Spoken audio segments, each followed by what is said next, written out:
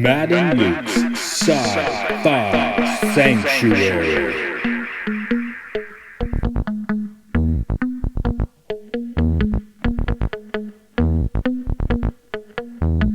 The year is 3013.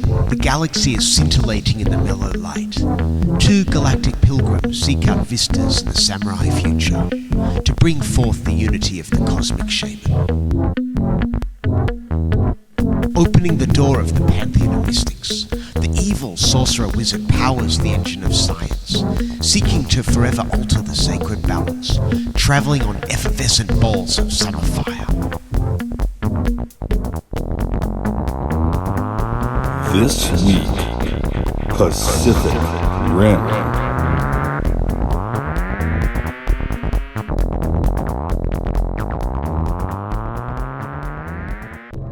In the year 2020, the world is under attack by monsters. But they're a little bit smaller than the ones in Pacific Rim, and we haven't done such a good job at coming together to fight them. Are you ready to get a rim job? That voice gets harder the longer the sentences I try and say it. Whole podcast, go on, power through. I'm Luke. And this is Matt. Welcome to our Sci-Fi Sanctuary! Yeah, motherfucker. I know you would have given up by now. Today's movie is 2012's Pacific Rim, which we were entertained to find watching again. Does mostly take place in 2020. Does it, or is it just the first scene is 2020? No, first scene is like 2016, because I wrote down here, for the initial thing where the twin brother gets taken out, I put, this stuff happened on Obama's watch. Man, I forgot about all that. I remember seeing Obama, yeah. Yeah. Oh, those are the days. Right. But you only had to worry if you weren't American. so yeah, that it happened and then most of the action's supposed to be 2020. Oh, damn. That caught my attention. Yeah. Obviously, this being 2020. Although I don't know when you're listening to it, it could be like 3048. Oh, I don't think there's anyone left by then. Yeah. What's our theme song? The year is I don't remember. I think it is though. It's a year. 4014? I don't know. So I think it's 30 something. We've both listened to it like 25 times.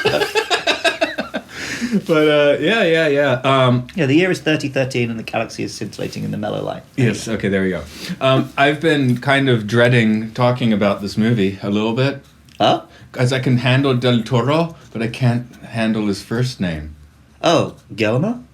Guillermo? No, I can't say that. Wait, I'm going to Google it. I can't say You it. get one of those how to pronounce things off Google. Yeah, because he had done his Hellboy Pan's Labyrinth, right? That's his jam. How do I pronounce Guillermo del Toro? According to Hollywood Reporter, pronounced Guillermo del Toro. Full name Guillermo del Toro. Guillermo. Gomez, the Guillermo del Toro. That's easier than what you were saying. Guillermo, I can handle Guillermo that. del Toro. Wow, that's a useful tool from Mm-hmm. Google. Oh, what do you know? So I think I had seen. I'm not a particular geek on him. I mean, nothing wrong with him. I think I saw the first Hellboy. It was like whatever. I never saw Hellboy 2 or Pan's Labyrinth. So basically, this is my exposure to him. Those are the three I've seen, and I do really like the Hellboys. Did he make a Harry Potter? No, but he was going to make The Hobbit. And I would love to live in the universe where he made The Hobbit, and it was just one film. Yes, I'd like to see that movie, which doesn't exist. Yeah. I've still only seen, just like Lord of the Rings, I saw the first Hobbit in the theater, and that's it. Oh. I mean, Lord of the Rings, I would say it's worth watching the rest. I maybe even said here before, I've tried to get through more of it in the past few years, but I still haven't made it. It's not like I'm like, I hate this or anything. It's just, I don't know. It's long and slow, and you barely make it through films as it is. So. Okay, that might be why. And then I was trying to watch the extended ones, but I made it like most of the way through the Two Towers. Huh? Yeah. The end of Two Towers is the best bit of the trilogy. Okay. That was like 2 years ago, so I'd have to start over again. Yeah, no. Yeah, so I don't think it's happening anytime soon. It's not sci-fi, so I can't make you watch it for this either. Yeah. Is this his biggest movie? I think so, yeah, definitely. Yeah, okay. Because Pan Labyrinth would be like the critical favorite. The critical darling. Oh no, he fucking won an Oscar a couple years ago. Birdman Shape of Water. Oh, Shape of Water. The one where he wants to fuck the fish. Ah, okay. Doug Jones. See, I'm using the name right this week. Yeah. But I haven't seen that Yeah, either. I haven't seen that. I mean, we should definitely cover that, because it's not very often a sci-fi wins an Oscar. Right? Yeah, good point.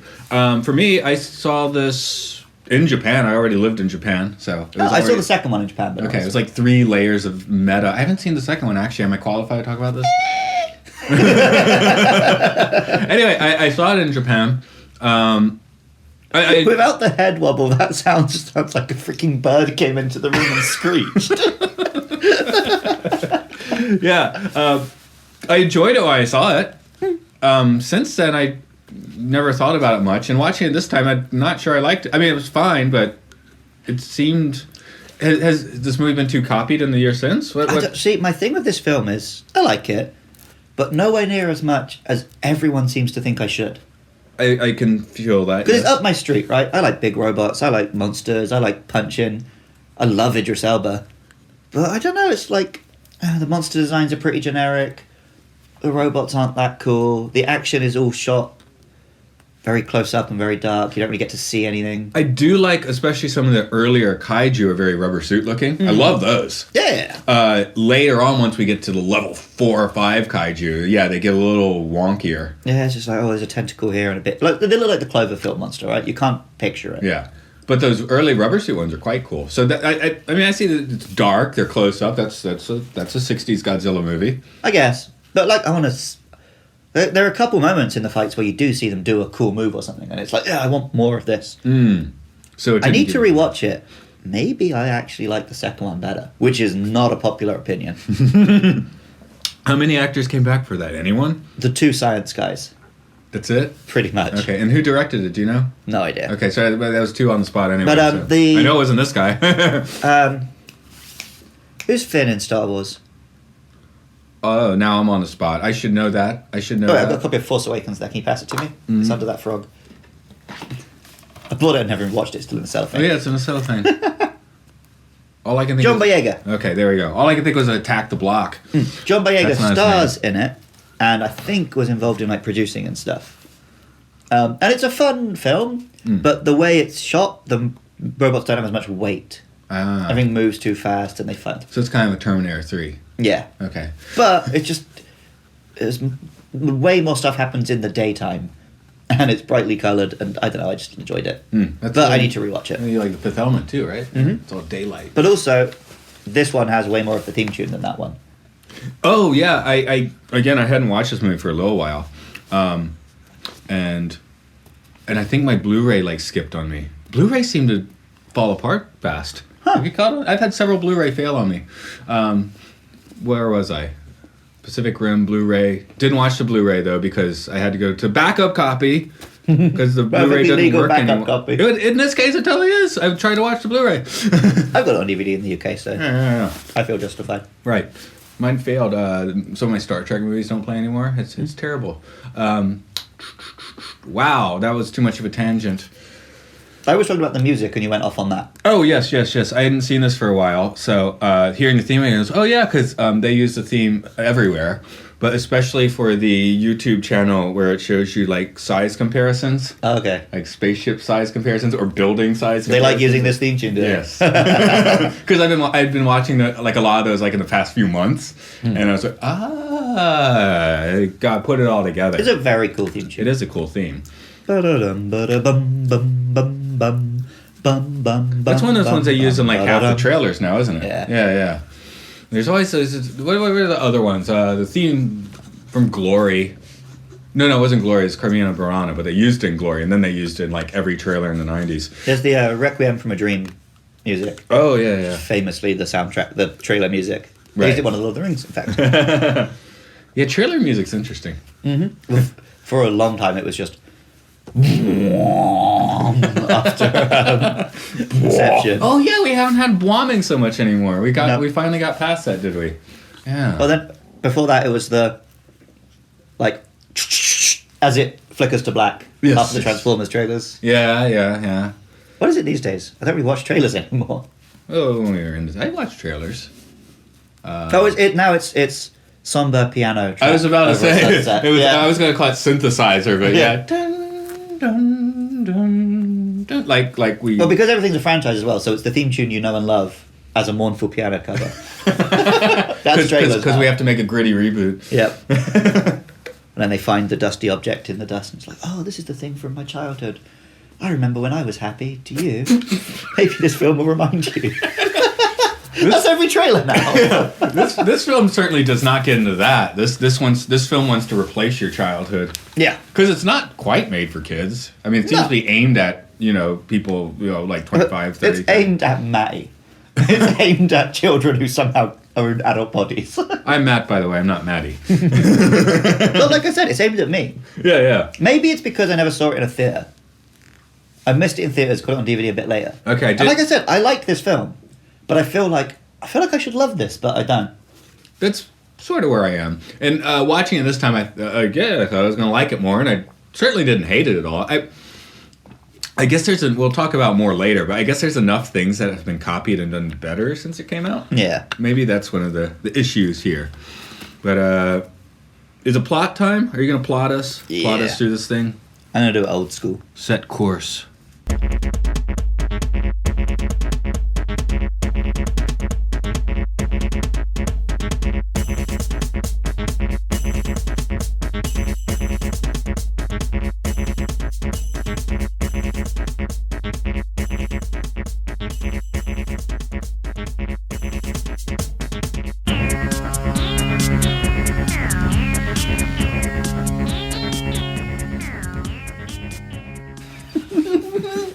Do it.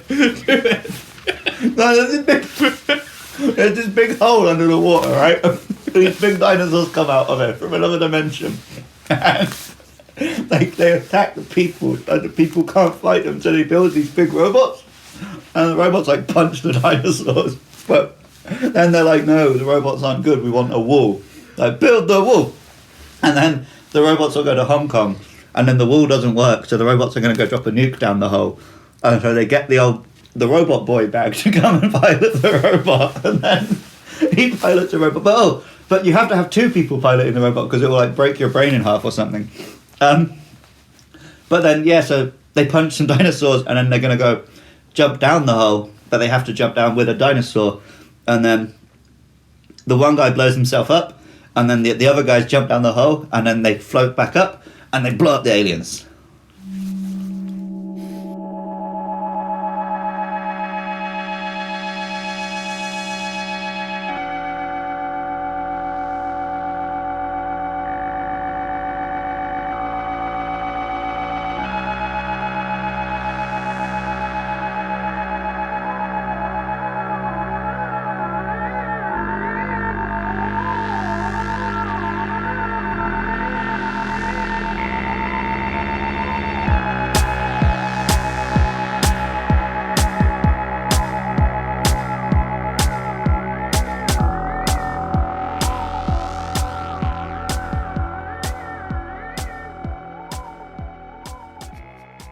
If that sounded gross and ill-prepared, it's because Matt pressed record while I had a mouthful of cookie. That's basically the plot of this film. Fuck it. That just kind of streamed out. I think that might have been one of your better plot synopsis. I think that's how they wrote it.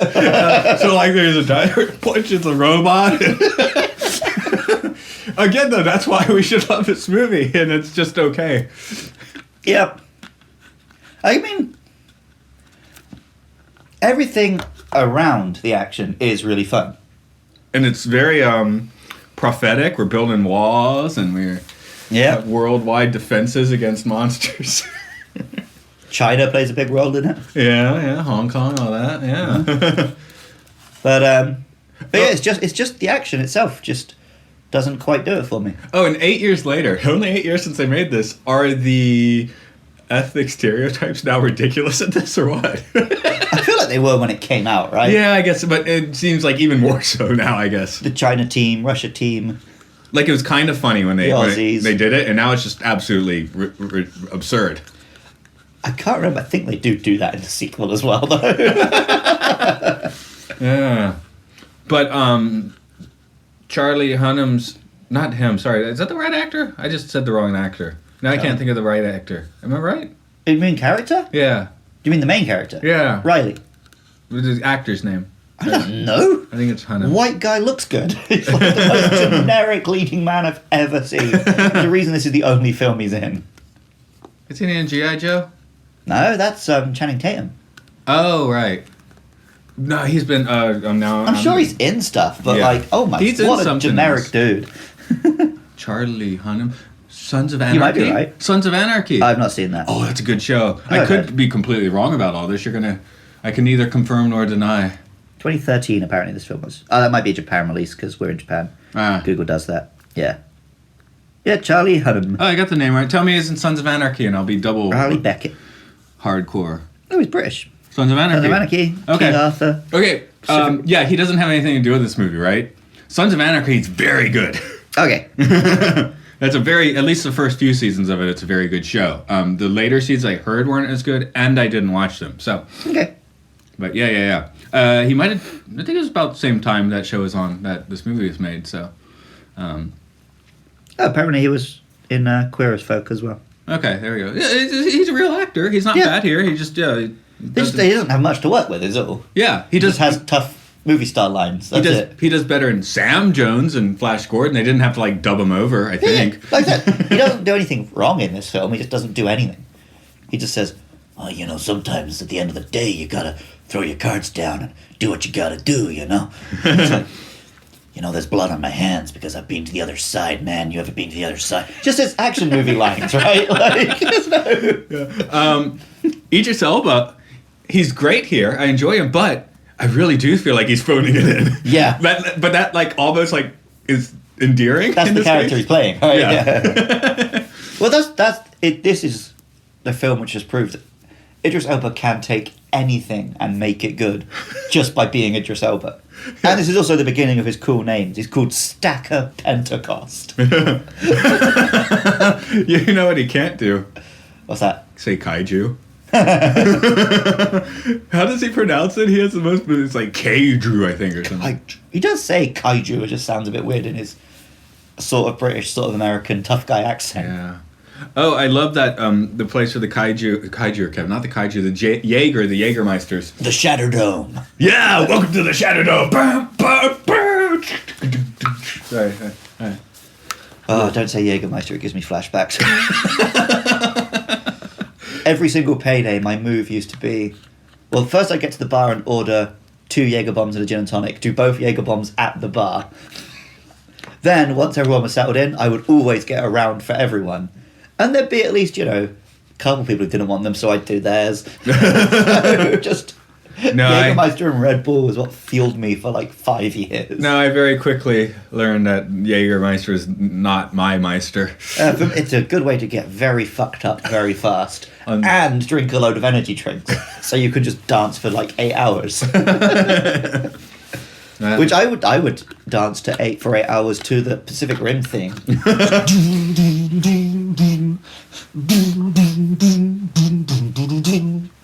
That's our music break today. If we upload the YouTube version, just include some of the bunny dance from Temper Jammer. There we go. Would you add a house beat to it? Or would you just have Well, a like straight up theme? Yeah, because it's a club. You got to do it so we can see if they work. I can't hum as well as you can. I don't have it Okay, you do. memorized. Bum bum bum bum bum bum bum bum bum bum bum. You're truly kaiju. And I start rapping about bitches or whatever. Yeah, that could work. That could be my next hit single. They're gonna hire us for the next Pacific Rim sequel, where they have to like downgrade everything even more so now. It is men in suits. Yeah, and they're gonna hire an actor who might be big in 5 years. That's what they did for this one, right? And it's just he wasn't. Yeah. What do you mean as the Idris Elba role? Oh, I Idris don't. Elba's big. Yeah. Well, who plays his role in the who plays his role in the newer one? There kind of isn't one. It's more of like a ragtag thing. Oh, okay. Because John Boyega is his son.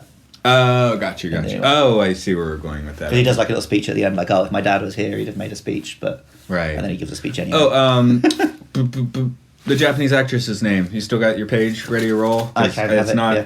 She is big and she's big in Japan because she is Japanese and does dramas and things here. So I remember one of our coworkers. They saw this Rinko Kikuchi. Yeah, so she's big here in dramas and stuff.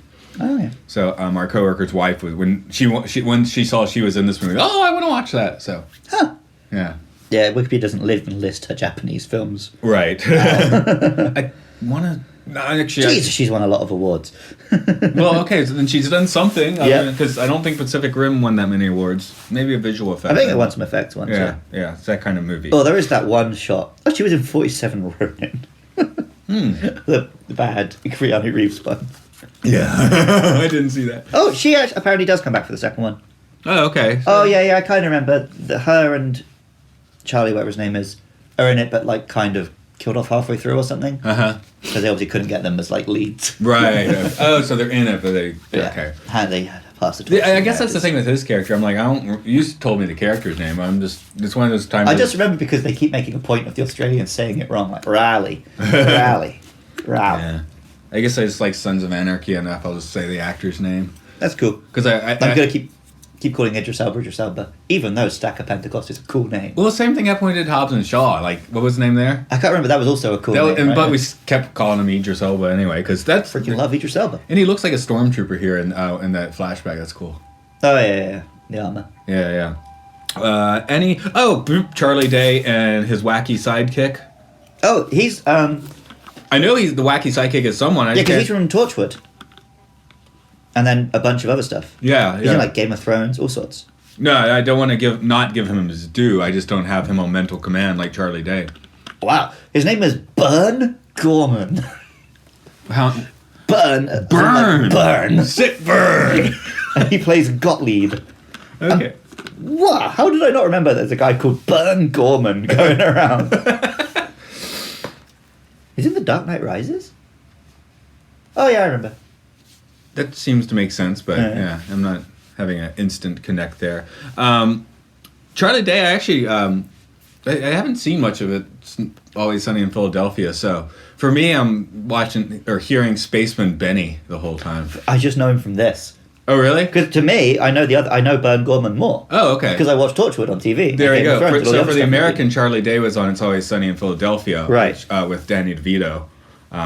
Starting the second season. That's a show which I keep thinking I should watch. It seems like it'd be up my street, but I've just never bothered. I saw a little bit of it. I've also heard it's one of those crap season 1 sitcoms. Oh, maybe I was trying to watch season 1 then. Yeah. Okay. Because I remember watching it once and not really keying up to it so much. But I see like little clips of Danny DeVito, and it seems like the funniest shit in the world. Yeah. The other one you always see is just the, excuse me, I dropped my Magnum condom for my giant dong. I couldn't remember which way around the words go, so I just fucked that. But Charlie Day, he did that. He did. He was in Horrible Bosses. Oh, I'm aware of it. I never bothered to watch it. Okay, that's kind of fun. Very misogynistic, but it's fun. Yep. And then my favorite role of his is doing the voice for Spaceman Benny in the Lego Movie. Oh, okay, cool. He's just, spaceship. Yeah. See, I recognise the name. I can't remember which one, but yeah, the Lego Movie. Yeah. Oh man, have you seen the Lego Mario? I haven't. Oh, it looks it's like a Lego set. We make like a Mario level. Oh, and it's got like NFC in it, so you move the Mario and he makes like sound effects for the. Oh, okay. Sorry, I thought you meant an actual like movie or something. I was hoping that when I heard that there was going to be a Lego Mario announcement, I thought we were going to get a game. It was but weird. It's like a playset thing. I love the Lego Movie. Since my daughter was pretty young at the time, I've actually seen it like 15 times. All right. And the second one, I got halfway through and stopped it. I've heard almost universally bad things about the second Lego movie. Okay. Have you seen Lego Batman? That was good. That's legit good. That is legit good. But yeah, the second it was quite a disappointment. I didn't even finish it. Watched the Lego movie and it was okay. But I think I saw it too long after all the hype. Mm. And also, too many people missed the point of that song. Because the point is like, oh, it's terrible, this song is being played everywhere and this message is empty. And then people just start doing that. Everything is awesome! Everything is awesome when you're part of a team. It was non-stop, like, you're not meant to like that. Yeah, it's supposed to be crap, but it's supposed to get stuck in your head too, right? Yeah, true. And that's the whole thing there. Okay, let's get deeper into the kaiju guts of this movie then. Engage.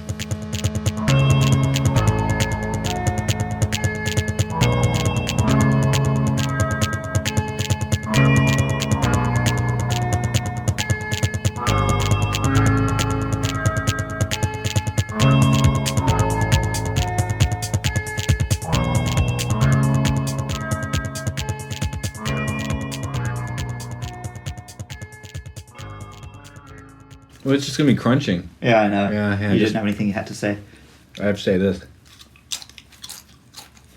I'm trying to, yeah, see, I have this balance of potato chip zen. Okay. Well, like, there's an X amount you can eat where it's enjoyable and then it's not, but you feel compelled to finish the packet anyway. Too many potato chips can kill you. Well, too many anything can kill you. Like if it's Too like much oxygen will kill you. it's like a dump truck of potato chips. Well, yeah. 5 dump trucks at once, that would kill you. Yeah. There's not many things that you can drop 5 dump trucks on without killing you. No, just we're gonna pull the Yeah. bins down. Yeah. Yeah, most things if you did that much. Would that much oxygen kill you? Well, how are you keeping it in a... They'd have to be sealed dump trucks. And so we're just gonna let the vents out, and it's all gonna come streaming off like. Oh, gas. you'd get pretty fucking high, I think. Don't try this at home, kids. Don't get. If you've got 5 freaking dump truck size oxygen tanks at your disposal, you're not listening to us for what you're going to do with them. Knock yourself out, probably literally. No, I'm just talking about when you buy like a fairly big bag of potato chips. You're like, I'm enjoying these. I think you're not anymore, but you can't throw them out. Too much. They don't seal. Too much robot power will kill you. Apparently In so. your You have to split it in brain. half. Do you think, are we drift compatible? Who's drift compatible? That doesn't even make sense. You just have to think vaguely alike. Okay, I'm thinking of a color. Purple. No. I'm thinking of an Ampaman character. Biking Man. No, it's Curry Panman. Okay. Okay. No, we're not drift compatible. Too bad. I don't think there's anyone on Earth who's drift compatible with you, man. But I can pilot my own Jaeger, man. It'd drive me crazy. I Doesn't think matter. you could. I think the brain could just split in half. That's the way I do I it. could pilot a Jaeger with my friend Katie. We Why? have this weird thing where we will just think and do the same things at the same time. We were having a conversation once, and the conversation turned to Brendan Fraser, and there was a pause, and then simultaneously we started singing George of the Jungle. It's not that many connections you have to make. No, but it was perfectly in time. We started singing the same song. But like, if we ever go out to eat, we order the same food. We always have the same opinions and everything. It's just we could pilot a Jaeger. Yeah, it's a pretty anime, storyline. Oh, very deliberately, right? Yeah, deliberately. I know. It's just. Yeah, I guess it is the first American. Not the first, but especially 2012, they didn't go too far with that type of storyline. I mean, The Matrix did, I guess, but. But yeah, definitely. Maybe that's where it's like a monster movie, but it has an anime story. I would say it's a much better Power Rangers movie than the one we got a few years later. See, I didn't grow up with the Power Rangers. I was in high school when that. But it was on is, American TV. They're dudes in armor and then they get in a big robot and pilot it and fight monsters, right? Yeah, I did watch that movie, but I had no clue what was happening But the movie they did a few years back, there's like one monster in the whole film. There's barely any robot action. Yeah. And this just gives. What did you come to the theatre for? You came to see a robot punch dinosaurs. We're going to give you a whole bunch of that. I have one student. We asked starting up class, like, what's your favorite? I have them ask me. So, like, it's like every question he asks, he tries to make it so he can answer Yoshi. And now he calls him Dinosaur Yoshi. Okay. Because when I said, "Why don't you change your dinosaur?" I said, "What was it?" Oh no, he was like, "What's your favorite animal?" And I don't remember what it was, but I ended up having to like look up, is Yoshi actually a dinosaur, which he is. Yeah. I just wasn't Is he Yoshisaurus? sure if he was a kaiju or a dinosaur, but I think you have to be pretty big to be a kaiju. yeah, he's a small kaiju. That's not a kaiju, though. I think kaiju literally means big. Yeah. Okay. But Mario's big. He ate the mushroom. Yeah. He's living in his own land. I was doing 20 questions with my J3 class the other day, and the answer was meant to be Godzilla. And they guessed Mario after a mushroom before they guessed Godzilla. I told you it's not a person. Have you? I'm sure you have. It's like a parody trailer for a live-action Mario. I've seen many of those. The one where he has a horrible addiction to mushrooms. Maybe. I don't remember. Okay. the clip. Everything is just like normal, like indie drama. Right. But he's just he's got a mushroom addiction. So from his eyes, everything is Super Mario World. Okay. Well, see, that is where the mushrooms come from. The mushrooms in Mario are from Lewis Carroll's Alice in Wonderland, where the mushrooms make you big and small. And Lewis Carroll based those mushrooms on magic mushrooms. There we go. So people make jokes about, oh, Mario, look, oh, like a magic mushroom. It's literally where it comes from. So I wrote down here, is this more, maybe you can't answer because I don't know any of these in particular, but is this more Robotech, Gundam, Evangelion? I guess it's Evangelion with all the Robotech and Gundam are just robot on robot action. Whereas Evangelion does have... and also the huge end of the world vibes. Like, Evangelion is very apocalyptic. Yeah, just like how reality now is just ripping off Evangelion. Yeah. Or just constant existential dread. This is just ripping off Evangelion. They did it in the 90s, right? Yeah. Yeah. We have definitely got to do Evangelion soon for this podcast. Which one? They made it movie versions of, like... They Right. made the anime into 3 films, so we'll do that. But then they remade them? No, they made the anime series, then they remade it as 3 films. Oh. And the final film is coming out soon. Okay, got you. Yeah, that seemed the way to go. And then the director went on to do Shin Godzilla, which is really good. Yeah. And one of the best Animatrix as well. Okay. So You despite mentioned having that, not yes. seen much Evangelion, I think I'm a big fan.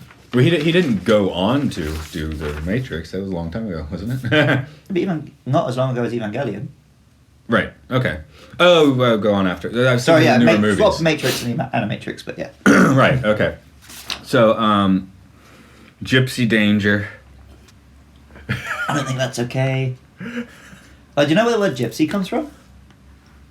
Egyptians traveling. Yeah, but they're not. It was just that was the word for foreigner. Like, oh, we don't know where you come from, so you come from Egypt. That's quite an assumption to make. Yep. So that's where the word gypsy comes from. So that's already like a bit of a slur. Yeah. Like Gypsy Danger just sounds like a freaking... With white dudes. A film you would watch in like school in the 30s. Like, don't go near those travelling folks. I thought it'd be my Beware pole. the Gypsy Danger. I thought it'd be my pole dancing name, or we were talking off mic. My actual one would be Rodeo Mirage, but you didn't have a good one, did you? It's name of your first pet, which for me is Wilf. So that's never going to lead to a good porn name. And then it's either your first car or the road you grew up on, which are both Ford. So Wilf Ford. He sounds like the lead actor in a straight-to-DVD third Pacific Rim film. Sure. Like, he's kind of square-jawed and I guess he can act, but he's never actually going to be a leading man. Like Wilf Ford. Wilford. That's how everyone think his name was just Wilford. That's why he never caught on. Yeah. Because he could have been somebody, but he tried to stick to his name and it didn't work. His agent told him. No, he also had that problem. Well, but, Sniffing blouses was his, it used to his be. Picadillo. You know, for a long time you got away with that stuff in Hollywood, but you don't anymore. No, you can't just sniff anyone. No, Wilford Ford. Wilford, see? I invented this character and I've just got his name wrong. Wilford Ford. Wilford Ford. That sounds more like a period drama actor. Yeah. he doesn't do the pole dancing. From now on, when I do my generic action movie lines, that is Wilford Ford. Never quite did. I like how in this movie they just make up the monster names on a whim. Yeah, no. The monster, it's... What are they? It's like Knife Head, Shark Boy, Stabby Stab, Big Chungus. Well, especially at the end of this movie, they're coming When you out... find out that he's just seeing them and making up names, right? That'd be an awesome job. Yeah, that is literally my dream job. There's another monster coming. It's Will Ford. No, that's No, I'm not. Luke, this is the 5th Will Ford this month. Like,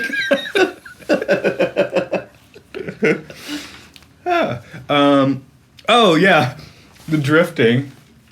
Oh God, what's her name? I don't know anybody. Mako? Yes, thank you. Like she's like one female in this film. yeah, it's like surprise. She's your pilot, and they've never. That's the. They didn't like train or anything, or they just plug right in and stroll on off. Oh yeah, she's been training that whole time. But not like mind training. I No, mean, they run sims, and then it's just if you're compatible or not. It's very simple as that. okay. I'm just saying that the first time they actually plug in together in an actual Jaeger is to go do actual things. No, it wasn't.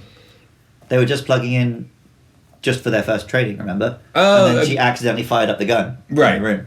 And then they needed Gypsy in the field, and they had no choice but to send those two. Okay, no choice. There we go. Yeah, it just seemed Because it's the only awful. one that was the only one that was still operational because Right. the others got EMP'd. Yeah, I don't know that much about how the Jaeger technology, I guess. Neither do I. It doesn't exist. I just was more awake for the film than you were, apparently. Yeah, I think, yeah. I meant to actually watch this one closer to the recording, but somehow I got flipped around with Ghostbusters, so... It's not like it's got a particularly dense plot. What? The most interesting thing it does bring to the table is the drift thing, right? That's The two new. people working together. That's a really cool It is idea. pretty anime, but as far as a Hollywood movie, it's pretty a new concept at this point, I think. Yeah. And like, if they ever made a Pacific Rim like video game, the way to do it would be co-op, and you have to both press the same thing for it to work. Ooh. You've heard of the game Space Team? I'm aware of it. Yeah. It is an app or whatever, but I haven't actually played it, but the idea is just several people have the app and they have to do certain Oh, and it's like things. Chingle the Doogabri and Yeah, none of it makes any sense. Zap so. the Flamborp or whatever. Yeah. Yeah. I mean, it looked so absurd. Yeah, because you like- get instructions, but you can't do them. You have to tell someone else to do them. Right. Because the fun is just in that you're shouting this nonsense. Yeah, I remember it now. That's like the Pacific Rim video game, right? Yeah, well, I think there was a Pacific Rim like phone game, and it was just a crap beat 'em up. But yeah, if you're going to make a real Pacific Rim video game, it's something like that. Yes. We never did characters like we normally do. Okay. Because they kind of aren't. Yeah, this is another one. See, you got used in the past few weeks where we did have characters, and now we're back to. I mean, okay. Here's my character question: which movie has more characters, this or Flash Gordon? I mean, Flash Gordon, though, I can say, like, Flash, Ming, Dale, Dr. Hans Zarkov, Yeah. Prince Zoltan? I don't. No, Zoltan is Brian Blessed. Oh right. Okay. So Zoltan. Okay, you name the characters. Are here. But yeah, I thought that, like, you know, Flash is the hero guy, Dale is love. But then you got Hans Zarkov is a great character, Ming's a character, Brian Blessed is playing Brian Blessed, but that's still a character. Well, they're two-dimensional characters, But they're characters, right? Good characters. But I mean, here you've got Idris Elba is, you know, grizzled old leader. Right. You've got Charlie, whatever his name was, Riley is. But I've already he's forgotten the his Maverick. And then you've got he's playing Maverick, and then you've got the Aussie guy who's playing Iceman, and that's basically it. And then you've got Woman and Dad, who are just there for the drift thing. And then you've just got, yeah, like you say, the foreign archetypes. Yeah, here's the character I like. Although again, I'm not coming with his name because it's Ron Perlman. Yeah. He's fun. He was very good. I really liked his death. You could see it coming a mile off. But No, it's I still wrote really here. funny. It was fun to watch Ron Perlman be eaten. Again, I couldn't remember the character's name, but Right. I Yeah, did. he was good. And yeah, the two scientists are pretty fun. Voyage into the Brain. That could be its own movie. There was a pretty. It is. The sequel is all about that. Oh, okay. Well, because you were saying at the end, the bridge closes. How can there be a sequel? It turns out after this film, he's still being controlled by that brain. So he opens it from this side. Whoa. Okay, there we go. Yeah. Maybe. So they did lead into that pretty hard. Okay. I mean, you have to explain it. You can't. You can only be so stupid before you can't. Right. Perlman was Hellboy, right? Yes. Yeah. So that's just him and Guillermo, Okay. old pals. Okay. Let's. We mentioned a little bit about all the many monsters and many giant robots. I guess we'll talk a little more specifically about what they look like when we can. Because Right. some of them, it's hard to do that.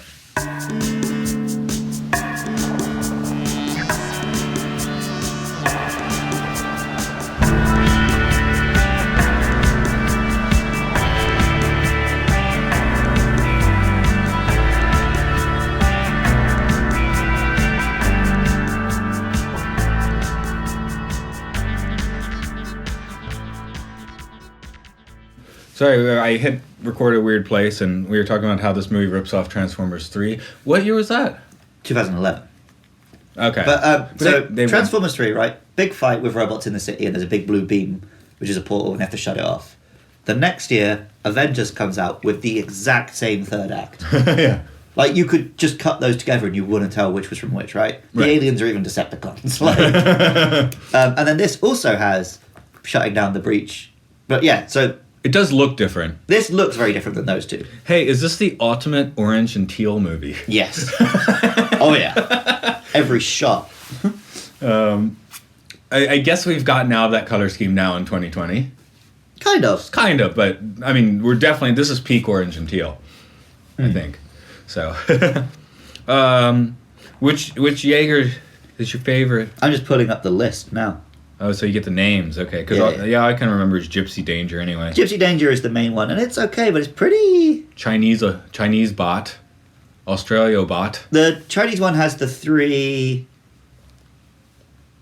Anyway, I thought the Chinese one was Has the 3 cool. limbs, which is kind of interesting. Oh yeah. Crimson Typhoon, that one's called. Cherno Alpha was my favorite. That's the Russian one. And Okay. it's like real stocky, and it's got the big head. Oh right. Yeah, he was kind of, I don't know, it just looked. It had a Different. Yeah, it had a look, right? You could look at it and recognize it. What was the? Striker Eureka is the Australian That's one. okay. It just looks like Gypsy Danger. They to were me. drifting because I was just asking you that. Yeah. They're okay, but none of them are as cool as like the best like Transformers or the Yeah. best How would you? Avas. If you have to make like 5 or 6 robots for a movie, how would you go about Well, the designing first thing them they have to have make- very different silhouettes, Mm. which is why the Russian one is the one that stands out. Has got a very unique silhouette, right? Yeah, because I did get a few of them confused with each other. And then also the Chinese one's red, so that helps. yeah, and then also bright colours, right? Which is what Yeah. Transformers does. Yeah. Optimus has a very clear silhouette, red and blue. Bumblebee, very clear silhouette, yellow. Well, that's what we talked about in the. Obviously, the Decepticons do not do this in the Transformers films. No, Bumblebee's where they start doing that. No, but I mean, in the other ones, the Oh. Decepticons don't do this. Yeah, they look like But the gobbledygook. Autobots do. You can look at them and see, okay, Optimus Prime, Bumblebee, Ironhide, Ratchet, Jinx, Jazz, all look very different. I mean, you could barely work out who Megatron is in the first couple Transformers Yeah. films. By the third one, he actually has a pretty cool design. yeah. But then, yeah, in Bumblebee, they just went back to the original designs. like Revenge of the Fallen, and it's like, who is even who's the villain in that one? Is it The still Megatron? Fallen. I have only watched that one twice. I saw it in the theater. That's the one I saw the least in the theaters. Okay. I saw it twice in theaters. I saw it in the theater, and there's a kid next to me just screaming out the names of every robot that came on screen, so that helped. So I always knew who they were. Nice. And then I didn't watch it because everyone told me the movie was crap after that, and I didn't watch it again until about 2 years ago. In which case, I actually really liked Yeah, I watching really it. like that one. The only problem is it peaks in the middle. Yeah, The fight in the woods is so good. but you get And the then the balls conclusion's later. just a bit like- I like Egypt. Yeah, Egypt's good, but it just dragged out a bit too long. Yeah. Anyway, I'm sure I'll be getting. Don't to that get me one. off on Transformers, because you know how long I can talk about Transformers. Yeah, I was about to say we will be getting to that conversation. I haven't recommended for this week, and we went Pacific Rim instead. Well, yeah, we would maybe Transformers, we would maybe King Kong, and then no, Matty at work was like, you should do Pacific Rim. Okay. So we did. But okay, let me give you one more million Transformers. You want to do Pacific Rim because it's relatively milquetoast, right? Like no one has strong feelings. And you said at this point in time, Transformers has like some toxic, Yes. and you didn't tell me why. Oh, so right. One of the third-party companies that brings out figures of Transformers characters brought out a figure of Windblade, who is a Transformer who was only created fairly recently for the comic books. I think she was created by a female artist, and hers was the first Transformers comic book with an all-female team. So she's pretty cool. They brought out a figure which is fuckable. Like, Windblade doesn't sound like something you want to do that with. right, like, oh my god, it's you know what, we live in Japan, right? So you've seen the figures you can buy. It's like a hella sexified Windblade with and like the first picture they put out, it's like doing this like Sailor Moon pose, and it's Okay. really like pointing at the butt. Give me And the then- unveiling. I'm trying to find it. Okay. And then people just made legitimate like, oh, this is kind of shitty that you've done this with like this one character, and then of course one of these men's rights YouTube assholes did a video. He's like not even into Transformers, right? But just directed all of his fucking army of dweeb goblins to just come and harass female Transformers fans off the internet, Oh, including some like legit friends of mine and stuff, right. Okay. over just them having the audacity to say that maybe this is not like the best treatment of this character. Like, oh, why are you trying to, you can just not buy it. Why are you taking it away? And here we go. Right. Okay, the unveiling of Windblade. Yeah, that wouldn't have worked in Pacific Rim. Or would it? You remembered it. It would have been like a kind of marble Statue of Liberty, but sexier, I guess. Yeah. Yeah. Oh yeah, this is before it's been painted, right? This is just the very first unveiling. Oh, okay. So anyway, that's why we're talking Pacific Rim. Because I just don't want to touch the Transformers fandom at the moment. Yeah. I've actually got the last 2 issues of the Transformers comic I really love. I haven't read yet. I just can't be asked at the moment. Wait till you can enjoy them in a dreamy land. The kaiju, what's the best name? You spouted off a few. Knifehead! Okay. Well, Shark Boy's pretty good. I made that up. Oh, okay. I can't remember any No, of the there's a characters' movie names. called Lava Girl and Shark Boy. That's where you got it from. Okay. I remember. Wait, is that Del Toro? No, that is Robert Rodriguez. Oh, I just been a bit racist, sorry. Mexico, Spain, they both speak Spanish? Yep. Okay. No, it's just Spanish names I'm not used to. There's 2 directors in Hollywood with Spanish names? Is there a third? That's the problem. Yeah, I know. But that was the joke. Yeah. I don't actually think that's too many. No, I legitimately like, who's a third?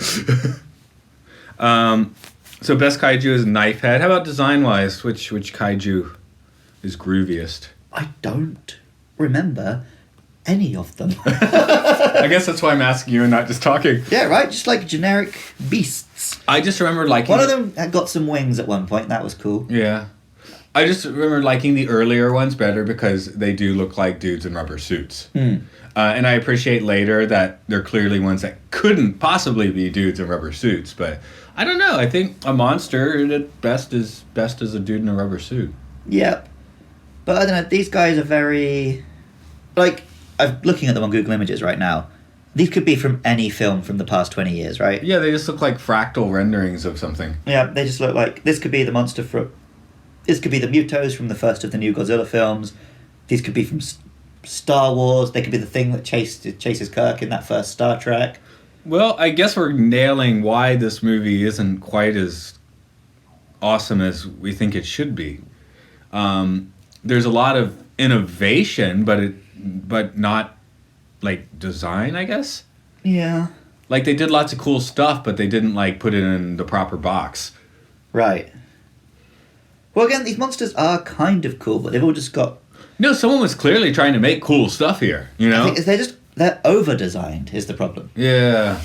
Well, also, Del Toro has got history of very cool monsters. Hellboy has some really iconic monster designs, and so did Pan's Labyrinth. Just somehow this film didn't quite do it. Maybe they tried too hard. I think that's literally the case. Because there's like tentacles here and glowing bits and this and that, and they all make weird noises, and it's just... I couldn't see it. I can easily picture Gypsy Danger in my mind, though. I had to work a little bit for the Chinese one and the Russian one, but you don't see them on screen as much either, so... But I can definitely get a mental picture of Gypsy Danger. It's not uncommon to see Gypsy Danger in the hobby shops here alongside all the Gundams. Right, exactly. That did catch fire here a little bit, I think. The movie itself didn't catch that much fire here, though. I guess because they have plenty of... They don't need it. Did it not? It wasn't a flop or anything here, but I don't remember people particularly focusing on it. Because the second one has the whole climax takes part in Tokyo. Oh, okay. And I figured that was because the Japanese audience were hungry for it, but maybe I'm wrong. Well, also, I'm not necessarily living in the areas of Japan where people would really be into Pacific Rim or Robotech or Gundam. I'm just basing it on the fact that I do see it alongside the Gundam, so it must have some kind of following. But yeah. I don't know. Maybe if you go to Akihabara, Pacific Rim is a big thing. But... Yeah, out here in Nagano, you got to go to a hobby shop, definitely. Yeah, well, people don't. People don't. Oh, people don't go follow any of this shit, right? Like, I thought you were going to continue on that. That was a non-drift. I couldn't think of a way to finish that sentence. So. But you were planning to finish at one point. Yeah. Okay. Sorry, I was also picking bits off my feet. Oh, sorry. One more bit of design. I just wrote several times. I felt that they are definitely throwing in your Mortal Kombat vibe. Whenever they'd have the training, it just felt very Mortal Kombat, but without the fatalities, I suppose. Okay, although we're on the video game thing, the voice inside Gypsy Danger is GLaDOS from Portal. Oh, is it? Like, literally it is. Okay. Because Del Toro was a fan of that game. and got her on board to be the computer voice. Yeah, I think I only watched people play Portal. I don't think I Okay. played it myself. But it's a very nice computer voice. Yeah, definitely. You gotta have a good computer voice. Well, he is a games guy because he was working on the new Silent Hill with Kojima before Kojima was kicked out of Konami, and he appears in Kojima's new game. So busy. Oh, Del Toro. Okay. Yeah. Crazy. Yep.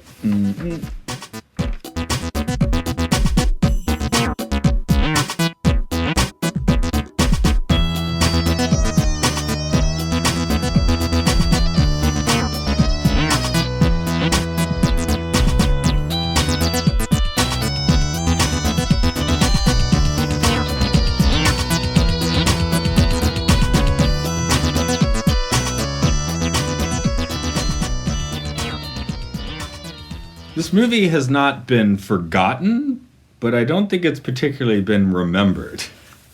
It definitely has its fans because when, like, the second one only happened because John Boyega was a fan. Like, he is a big old, like, Gundam nerd. And it was enough that people, that film's flaws pissed off the Pacific Rim fan base, which apparently exists. And the music is very well liked. That seems to be the biggest legacy from this movie. Because it's very easy to find on YouTube that music, and people are like, oh yeah, I work out to this, I whatever to this, it gets me pumped. I mean, now we get, we get movies that just, they do this sort of thing, but with a lot more motion, I guess, and... Yeah. Like, this is a somewhat groundbreaking film. Maybe not the most, but it breaks a little bit of ground. Well, like we said, it came out right around the same time as, like, Avengers and Transformers, which seem to have had way more impact. Yeah, it was breaking the same ground those movies did. Because I don't feel like other films since this look like this. Orange and Teal. Not really. Oh yeah, this was kind of the end of that, right? Yeah. This was Sealing Ground. Maybe that's one of the things this movie looks... It's supposed to be looking ahead, but it looks slightly behind, in part maybe because of that. Yeah, it's just shot in a very, like, turn of the decade way. Turn of the decade. I don't know what I meant by that. Okay. Like, it looks like a film from, like, 2009 or whatever. And, like, immediately afterwards, I think in the wake of the first Avengers films, we did get a lot of daytime effects. Yeah, I guess if this had come out in 4 years earlier, it would have been the biggest thing ever. Yeah, maybe. Kind of like just like how Iron Man was super big when it came out, and now still a great movie, but it looks a little quaint now. Yeah, it's got like 2 action scenes. Yeah, now they're really mild. And meanwhile, in some of these And other there's ones, an hour in the middle, which is just Robert Downey Jr. ad-libbing because they didn't have a script. that works pretty well. Though. Yeah, but it's like so lucky that worked. But so if this had come out in 2008, everyone would have flipped out. But Right. I guess when it did come out, we'd had 3 Transformers films. We'd had, the Marvel Universe was probably about to do like the first big crossover. We had Godzilla 2 years later. I guess this is the little runt brother of Dark of the Moon and Avengers. Yep. It's a shame. I think it, like I said, it comes so close to being something I would have loved.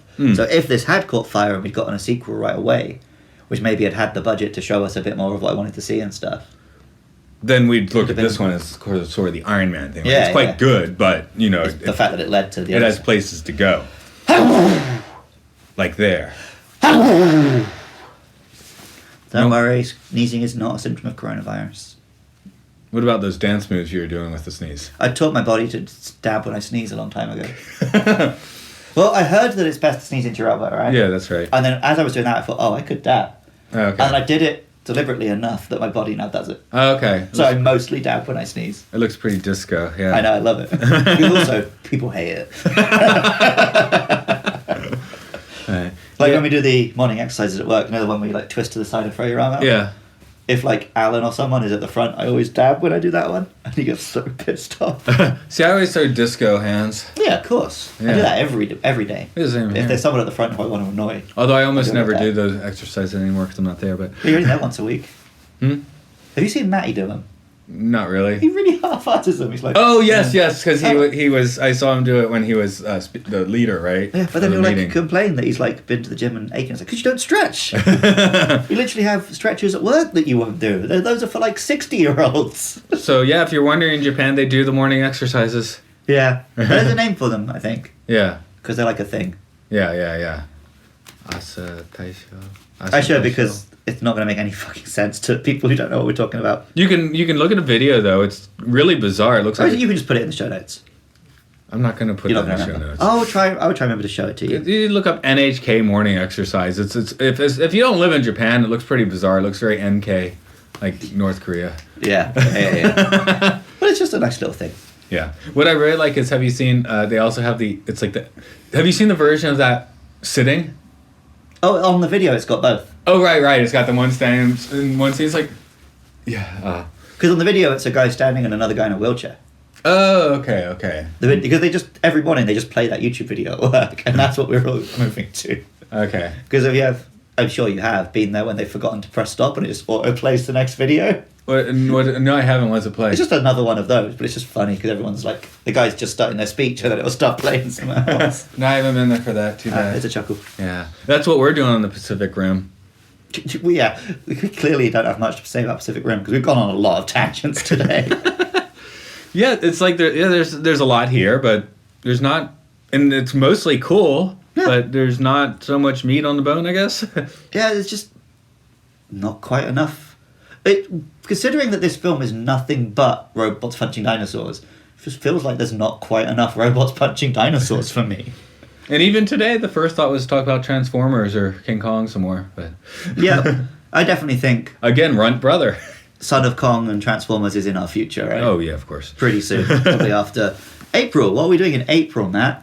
Well, in April, we're going to talk about films we hate. So, see, Pacific Rim doesn't go there. We like it enough, we don't want to put it there. It's a good movie. You'd like to watch it occasionally, but in April, it's going to be films we hate. At least one of us hates. Yeah, are there any which we both hate? Because I don't think I hate either of yours. Although I've not seen one of yours. Same with me. One I haven't seen, and the other okay, so yeah. I don't like, but I don't know if I hate. Yeah, so we've both got one which the other one hasn't seen, and one which the other one doesn't hate as much. So maybe there'll be some drama. I don't know. So we'll be getting away with that. Getting started with that next week, and you'll hear me shout our first selection over the ending music, which will crop up on that first day of April. See, we had Fuck You February. What are we calling April? Anal April. No, that doesn't sound good. April ain't shit. There we go. So join us next time for the first episode of April Ain't Shit. So, yeah. And where can they find us in the meantime? Well, this podcast is on Twitter at MLSFS Pod. It's also on Facebook. Just search for Matt and Luke's Sci-Fi Sanctuary. Please follow us, like us, whatever. We're on YouTube now sometimes, so you can watch us there if you want. We're on YouTube all the time, man. Yeah? I don't listen to podcasts on YouTube, but I do put ours there. Apparently people do, but if you do, we've got you set up. I've never enjoyed one of our own podcasts on YouTube, but they are there weekly. See, there's no way I'm going to sit and listen to them on YouTube, so Matt could be just putting real insane shit in there and I wouldn't know. It's the same as the audio one. I know. But you could be saying insane things like punch Jeff Bezos in the face. Or if you don't agree with me, fuck you. No, I just been, at the end, I've been adding my extreme right rants. Okay, cool. Yep. Lots of Total Alex Jonesing it. alt-right stuff, yeah. Anyway. More on that next week. But also, Matt produces music, which if you've been listening to this podcast, you've heard some of his music, so you know if you like it. And if you do, you can roll on over to rovingsagemedia.bandcamp.com. That'd be groovy. I think you have to give it an email, maybe. I don't even know, but have a listen. It's fun. Yeah. I listen to my own musics. It's not on YouTube, though, because Matt gets told to take his own music down from YouTube. There is some on YouTube. But Okay. yeah, I've gotten cease and desist letters on things that I wrote, produced, recorded, and put out myself. Hope Matt and Luke's Sci-Fi Sanctuary has not gotten one of those yet. But if someone does want to send us a cease and desist letter, you can Get the fuck out of our Sci-Fi Sanctuary.